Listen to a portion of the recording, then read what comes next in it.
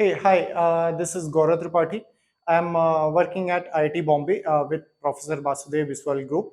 So today my presentation is all about we are trying to minimize the gap between flood modeling and whatever the observed data we are getting, which is very essential nowadays because it's a very proactive disaster.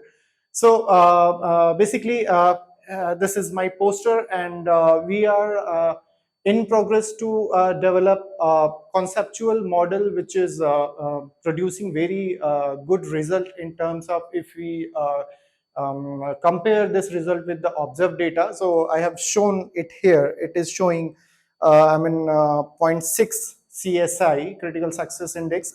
We have applied our model on Valencia flood recently happened in November 2024. So this model is giving a very accurate result. So as you can see, most of the spatial extent what our observed data is giving means Sentinel-1, Sentinel-2 or Lancet data is giving. We are pretty much covering with our model, and we have pretty much defined our GUI also. We are going to release it in very soon. So our model is basically working on dynamic Boudico principle, which is generating a runoff data, then using a potential evapotranspiration.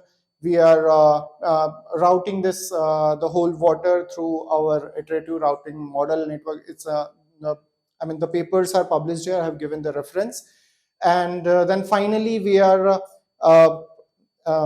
using Manning equation and combining bankfull width and depth data of NDRDIS to generate flood inundation maps as extent as well as depth. And also we have incorporated backwater correction in that models to update our to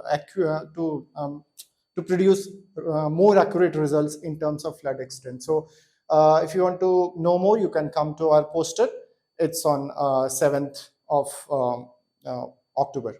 Yeah. Thank you.